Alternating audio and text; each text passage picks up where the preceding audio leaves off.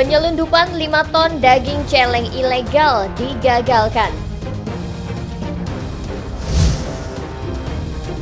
Pemkab Lampung Tengah menggelar rakor penyelenggaraan pilkada.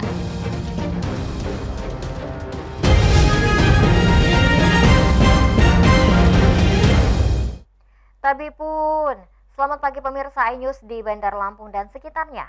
Selama 30 menit ke depan, kami akan menemani pagi Anda dengan berbagai liputan dari berbagai daerah di Lampung. Semuanya kami rangkum dalam iNews Lampung. Anggota KSKP Bakauheni Lampung Selatan menggagalkan penyelundupan 5 ton daging celeng ilegal. Daging celeng ilegal ini diduga akan diperjualbelikan. Pemirsa, bersama saya Ferlicia Andini. Inilah iNews Lampung selengkapnya.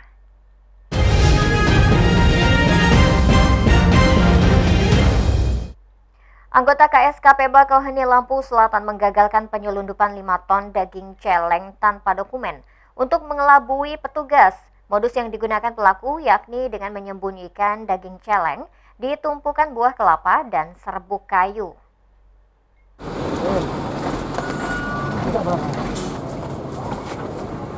Sekitar 5 ton daging celeng tanpa dokumen diamankan petugas KKSP di pintu masuk Seaport Interdiction, Pelabuhan Bakauheni. Upaya penyelundupan berhasil digagalkan setelah petugas curiga terhadap satu kendaraan truk bernomor polisi PG 8912EC yang melintas di pintu masuk pelabuhan. Saat diperiksa, petugas menemukan ratusan karung berisikan daging celeng di bawah tumpukan buah kelapa. Tidak hanya daging, petugas juga menemukan 8 karung kulit celeng yang sudah dikeringkan. Untuk mengelabui petugas, modus yang digunakan pelaku yakni dengan menyembunyikan daging celeng di tumpukan buah kelapa dan serbuk kayu agar bau atau aroma daripada daging celeng tidak menguap keluar. Kemudian daging dibungkus menggunakan plastik dilapis dan karung putih. Petugas menyita sebanyak 129 karung dengan berat diperkirakan 5 ton. Supir truk Wayan Eka dan Supriyono berasal dari Sragen, Jawa Tengah. Mereka mengaku daging celeng tersebut diangkut dari pinggir Jalan Soekarno-Hatta, Kertapati, Palembang, Sumatera Selatan dengan tujuan Bekasi. Mereka diupah 6 juta rupiah apabila daging ilegal tersebut sampai tujuan. Untuk dibawa kemana? Jakarta. Jakarta yang mana? Belum tahu. Ini kok ngambil barang atau barang punyamu atau gimana? Kok ambil barang dari mana? Dari orang lagi atau punyamu ini? Atau gimana? Nah, terus kok angkutan ekspedisi? Iya.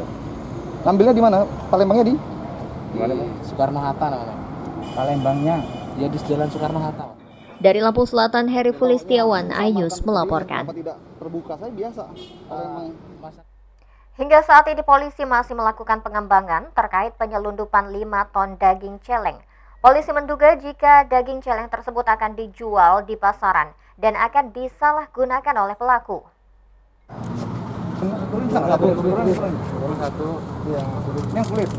Hingga saat ini polisi masih menyelidiki penyelundupan 5 ton daging celeng. Karena tidak menutup kemungkinan daging celeng tersebut akan dijual di pasaran dan akan disalahgunakan oleh pelaku. Untuk mengungkap adanya jaringan peredaran daging celeng lintas pulau tersebut, petugas akan melakukan pengembangan dan memburu dalang penyelundupan. Sampai saat ini, Pelabuhan Bakauheni masih menjadi jalur favorit untuk mafia menyelundupkan barang-barang terlarang. Daging celeng kalau pengakuannya dan kulit babi yang sudah diolah, dipotong-potong dan dikeringkan. Pengakuannya untuk dibawa ke Jakarta dan tanpa dilengkapi surat-surat maupun melapor ke karantina. Kalau dari pengakuannya sudah beberapa kali mengirimkan kulit, kalau yang biasa dia kirimkan itu dari Palembang ke Jakarta, ke Bali, maaf, melalui Bakauheni ini. Modusnya seperti apa sih, Dan? Modusnya dengan menyamarkan barang bawaan mereka berupa daging dan kulit ini. Jadi daging dan kulit ditaruh dalam karung dan ditaruh paling bawah, paling di dasar Guna penyelidikan lebih lanjut, barang bukti 5 ton daging celeng diserahkan ke petugas Balai Karantina Pertanian kelas 1 Bandar Lampung. Pelaku penyelundupan daging celeng telah melanggar Undang-Undang Nomor 21 Tahun 2009 tentang karantina hewan, ikan, dan tumbuhan. Mereka terancam hukuman 7 tahun penjara dan denda 2 miliar rupiah. Dari Lampung Selatan, Heri Fulistiawan, iNews melaporkan.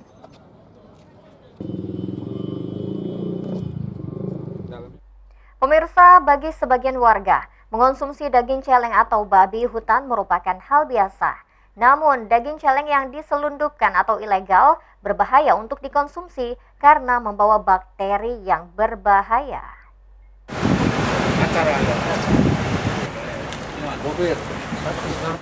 Dari situs Badan Karantina Pertanian Kementerian Pertanian, mengkonsumsi daging celeng ilegal sangat berbahaya bagi kesehatan. Karena daging celeng yang dipotong tidak sesuai standar dan proses pengirimannya tidak memenuhi kaidah kesehatan. Daging celeng ilegal berpotensi terkontaminasi bakteri, virus, larva, dan lainnya. Mengkonsumsi daging celeng ilegal yang terkontaminasi beresiko terkena penyakit zoonosis. Zoonosis merupakan penyakit yang dapat menular dari hewan ke manusia. Dampak dari memakan pangan yang tidak layak konsumsi dapat menyebabkan keracunan, diare berat akibat E. coli, salmonellosis, hingga cacing babi yang menyebabkan berbagai gangguan kesehatan pada manusia. Pengiriman daging celeng harus sesuai standar agar ada jaminan kesehatan. Pembawa daging celeng harus memiliki surat yang menyatakan daging aman yang dibuat oleh pemerintah setempat. Namun bila diselundupkan tidak ada jaminan terhadap kondisinya. Dilihat dari data statistik Badan Karantina Pertanian tahun 2013, volume yang berhasil ditangani karantina mencapai hampir 12.000 kg. Adapun tahun 2014 dari Januari hingga Juni, tercatat volume yang berhasil ditangani mencapai lebih dari 30.000 kg. Badan Karantina Pertanian meminta masyarakat berhati-hati dalam memilih daging yang dijual. Ada beberapa cara untuk dapat membedakan daging celeng dengan daging sapi. Untuk daging sapi memiliki ciri-ciri warna yang cerah dan memiliki bau yang segar. Sedangkan daging celeng memiliki warna yang pudar dan bau yang tidak sedap. Masyarakat juga diminta untuk tidak mudah tergoda dengan penawaran harga daging murah. Sebab daging celeng memiliki harga yang jauh lebih murah dibandingkan daging sapi bahkan daging ayam. Tim Liputan iNews Lampung melaporkan. Para pengumpul daging celeng untuk dapat mematuhi. Pemirsa, setelah jeda pariwara berikut kami kembali dengan informasi. Pemkab Lampung Tengah menggelar rakor penyelenggaraan pilkada. Sesaat lagi tetaplah bersama kami.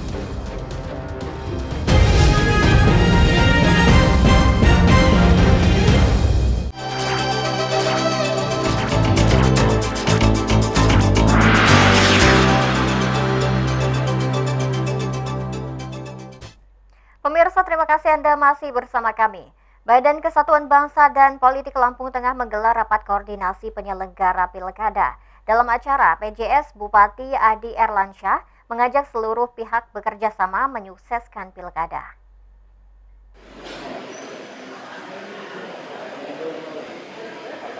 Rapat koordinasi persiapan menjelang pilkada serentak 9 Desember mendatang dibuka oleh pejabat sementara Bupati Lampung Tengah Adi Erlansyah dan pejabat sementara Sekretaris Daerah Lampung Tengah, Nirlan.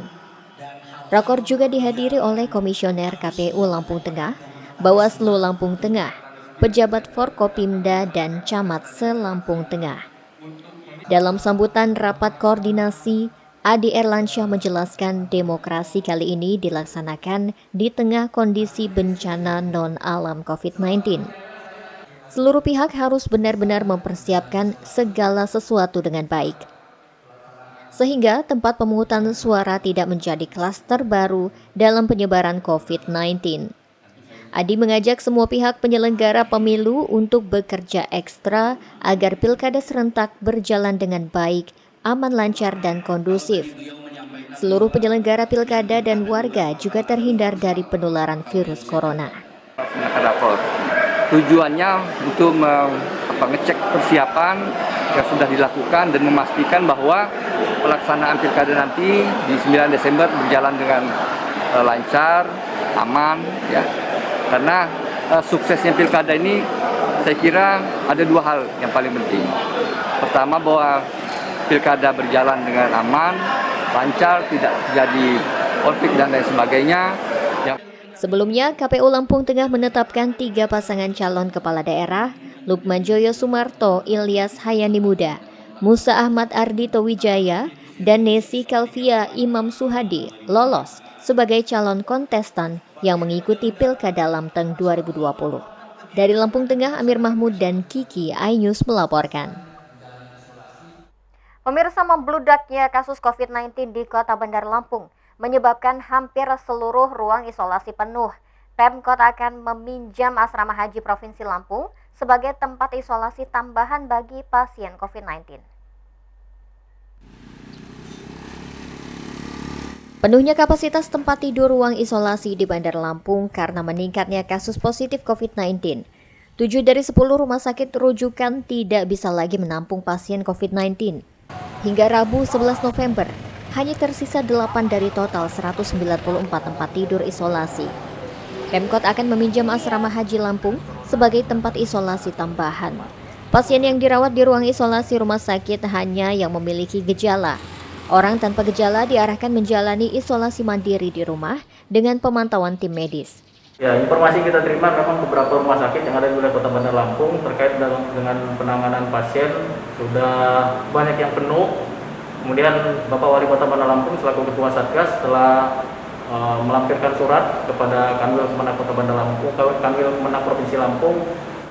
Dari Bandar Lampung, Ruslan AS iNews melaporkan. Sebagai tempat untuk isolasi. Pemkot Bandar Lampung akan menambah tapping box untuk memulihkan pendapatan daerah yang terdampak pandemi COVID-19. Diharapkan langkah ini dapat membantu Pemkot mencapai pendapatan daerah tahun 2021. Pemkot Bandar Lampung memproyeksikan APBD 2021 mencapai 2,789 triliun rupiah. Untuk memulihkan pendapatan daerah akibat terdampak pandemi COVID-19, Pemkot Bandar Lampung akan menambah tapping box untuk rumah makan dan tempat hiburan. Namun kita tetap optimis ke depannya dan tetap melakukan upaya-upaya dalam rangka pencapaian target pendapatan yang telah kita... Dengan adanya tapping box, Pemkot Bandar Lampung bisa menghitung potensi pajak yang dihasilkan dari transaksi di tempat usaha. Untuk tahun ini, Pemkot Bandar Lampung akan memasang 200 tapping box di tempat usaha. Pada tahun 2020 ini, dari jumlah 200 tapping box yang ditargetkan oleh BPPRD Kota Bandar Lampung, baru terpasang sebanyak 184 unit, sedangkan sisanya 16 unit belum terpasang hingga awal November 2020 ini. Dari Bandar Lampung, Ruslan AS iNews melaporkan. PJS Bupati Lampung Selatan Sulpakar mengunjungi Desa Kunjir, Kecamatan Raja Basah. Kunjungan ini dilakukan dalam rangka membentuk Desa Kunjir untuk dijadikan Desa Kemaritiman. Warga Desa Kunjir, Kecamatan Raja Basah antusias menyambut kedatangan PJS Bupati Lampung Selatan bersama pejabat Forkopimda setempat. Dalam acara, PJS Bupati Lampung Selatan Sulpakar menandatangani nota kesepahaman bersama Badan Keamanan Laut atau Bakamla RI. Pemerintah berencana menjadikan Desa Kunjir, Kecamatan Raja Basah sebagai desa kemaritiman di Lampung Selatan. Sulpakar berharap terbentuknya Desa Kunjir sebagai desa kemaritiman akan meningkatkan keamanan laut. Terlebih, transportasi laut di Kecamatan Raja Basah sangat padat setiap harinya. Pemerintah daerah Kabupaten Lampung Selatan bekerja sama dengan Bakamla RI sepakat membentuk desa maritim yang pembangunannya difokuskan di Kecamatan Raja Basah. Dari Lampung Selatan, Rudi Apriyadi dan Al Siswadi iNews melaporkan. Pemirsa, setelah pesan-pesan berikut ini kami kembali dengan informasi. PJS Bupati Lampung Selatan menghadiri Haul Raden Intan II. Informasi selengkapnya hanya di iNews Lampung.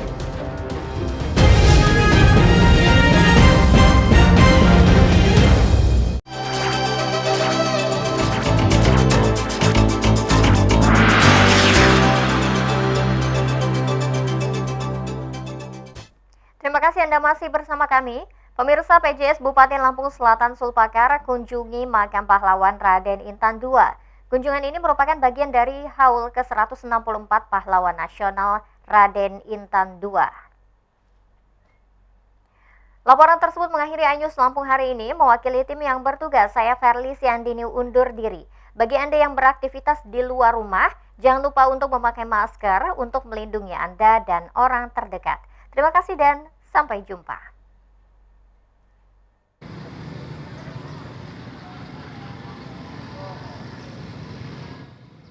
Kunjungan PJS Bupati Lampung Selatan Sulpakar bersama pejabat Forkopimda disambut tari rudat Desa Kahuripan.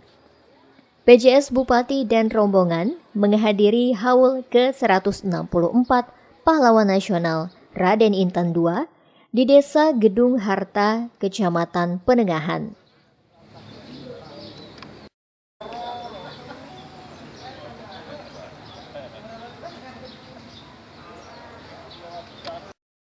Peringatan pahlawan nasional Raden Intan II dihadiri keluarga Raden Intan II. Nampak hadir Budiman Yakub gelar Raden Kusumayuda, Ratu Mas istri dari Raden Intan IV beserta keluarga besar lainnya.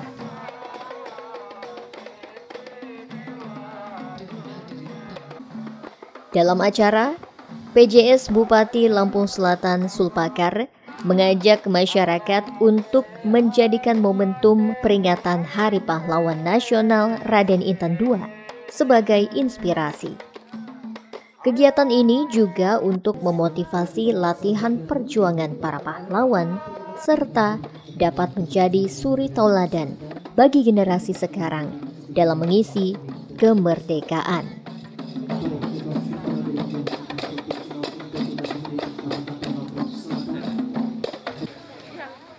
Terhadir dulu, Bu, yang belum, Bu.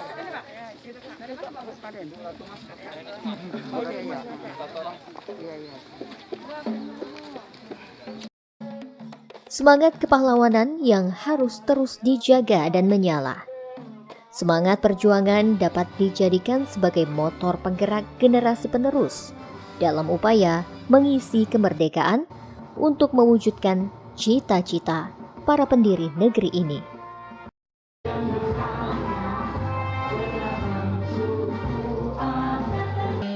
Kalau dulu para pejuang berjuang dengan membawa senjata, maka perjuangan saat ini adalah melawan berbagai permasalahan bangsa, seperti bencana alam, paham radikal, narkoba, termasuk melawan pandemi COVID-19.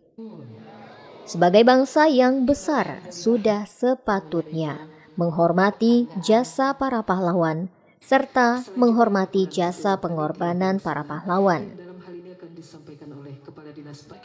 Dan dapat dijadikan pembelajaran sejarah masa lalu yang akan menggugah semangat yang dapat diterapkan dalam mengisi pembangunan di masa sekarang ini. Apa yang telah dilakukan oleh para pahlawan kita, termasuk pahlawan nasional Raden Intan II, kiranya dapat menginspirasi, memotivasi kita semua untuk meneruskan perjuangan mereka. Kalau dulu mereka berjuang dengan mengangkat senjata, maka sekarang kita berjuang melawan berbagai permasalahan bangsa seperti kemiskinan, bencana alam, narkoba, paham-paham radikal, dan termasuk berjuang melawan pandemi COVID-19 yang saat ini kita hadapi. Nah, berkaitan ini dengan kebudayaan, Bu Kepala Dinas Pariwisata, kami berharap ya artinya yang mendapat warisan budaya tak benda ini bisa banyak di Kabupaten Lampung Selatan, bukan dari Keraton Darah Putih saja, dari marga-marga lain mungkin. adalah acara Haul Raden Intan II ini diselenggarakan untuk memupuk dan menanamkan rasa cinta tanah air dan meningkatkan rasa persatuan, kesatuan, serta solidaritas antar masyarakat Lampung, khususnya masyarakat Lampung Selatan. Haul Pahlawan Nasional Raden Intan II diharapkan dapat memotivasi serta menjadi motor penggerak dalam mewujudkan cita-cita para pendiri negeri ini, serta dapat menunjukkan pahlawan masa kini dalam menolong sesama, saling menghargai dan menghormati satu sama lainnya. Dari Lampung Selatan, Rudi Apriadi dan Alsi Swadi, iNews melaporkan.